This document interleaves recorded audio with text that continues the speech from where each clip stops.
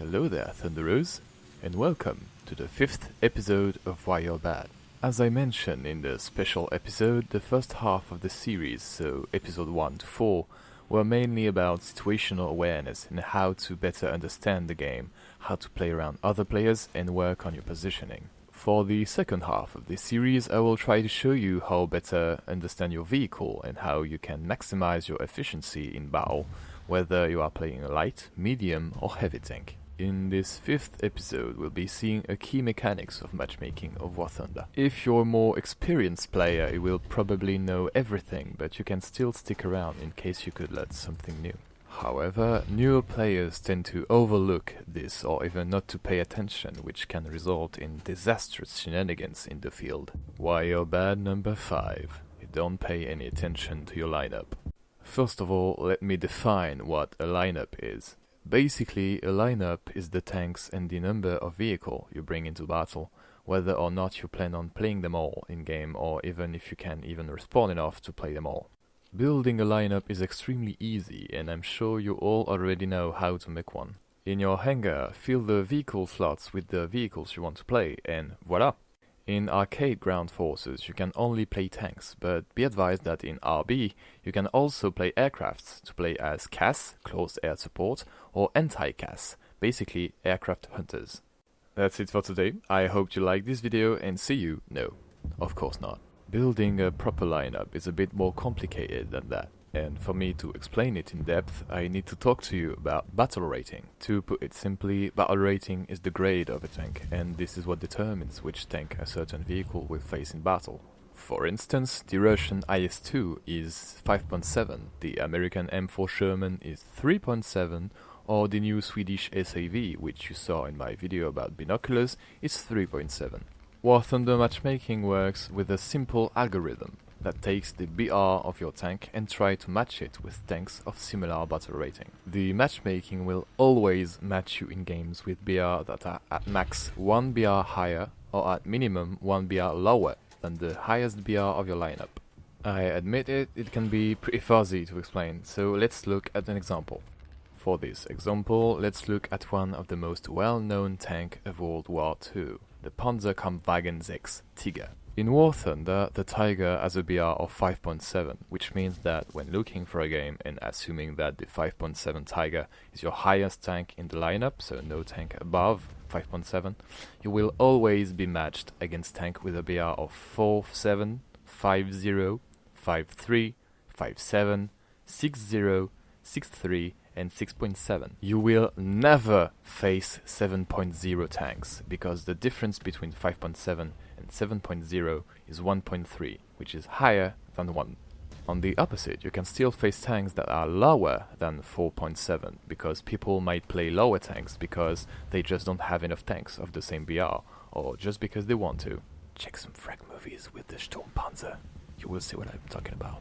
Anyway, in War Thunder, when you are matched with people on the exact same BR as you are in a top tier game. If you're matched with 1 BR less than yours, you are in a down tier game. And if you are matched in a game where the average BR is 1 higher than yours, you are in an up tier game. But let's face it, you will always be in up tiers. Or very often. It kind of became a War Thunder meme at this point. As you probably guessed, top tiers are the ideal situation for you, since you are playing against tanks that are of the same power as yours.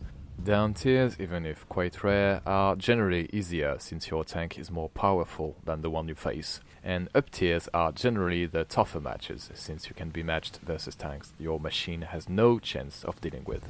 For example, the 5.7 T-34, when matched in a 6.7 game, will have a very hard time since it cannot pen the majority of the tanks it will face. But don't worry, you can still make it work. This will be a topic for a future video. So, back to the main point, how to build a lineup. Now that you are experts about BR, we can now think about what lineup to build. We'll take a look at the German tree, since it's one of the most full nation regarding vehicles. Since we were talking about the Tiger one, let's build a lineup around the Tiger one. First, you can create a preset which will allow you to save the lineup you built if you plan on oftenly playing this one. As I said, the Tiger one has a BR of 5.7, so first we'll have to look for how many tanks of 5.7 BR the German tree has. At first glance, we can see that there are a couple of 5.7 tanks. The Waffenträger, 2 Panthers, D and A, and the Oswinsfo SPA. As such, we already have 5 tanks for our lineup, which is more than enough to fully play a game. We can then try to look for lower BR tanks and see whether or not we can add them to our tank team. But remember that we don't want tanks with a BR higher than 5.7, otherwise it would mess up our matchmaking. Let's look for 5.3 tanks. There is the Panzer IV 17W, the Tiger H1, which is remarkably similar to the Tiger E, so it would be a sin not to take both, and the 3 German TDs. Yes, the Dickermax and the Stur Emil are 5.3 and 5.0, but there's a catch. Since the armor is not their strong suit, we have to look at another factor, their gun. The Dickermax at 4.3 has a 105mm cannon with 10mm less of penetration than the Tigers, so its gun will be more than capable to pen everything it sees. As for the Stur Emil, it has the 128mm gun of the Jagdtiger at 6.7, so here again the gun will be more than powerful enough to nuke everything it looks at. Remember this, when building a lineup, always be sure to check these factors when choosing a tank. Its armor, or more oftenly, the gun, to see whether or not the tank you want has enough pen to face tanks of the BR you want it in. And there you go, a fine German lineup which will wreak havoc on the battlefield.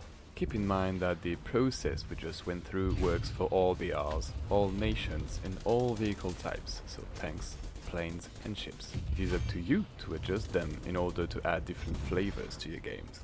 And that's it for today. I hope you guys like this episode and that it will prove useful to you. Lineups in BR can be a bit tricky to learn at first if you never paid any attention to it. I knew I didn't when I started the game, and I only learned about it when I was quite deep in several tech trees. So at least with this video you won't make the same mistake as I did.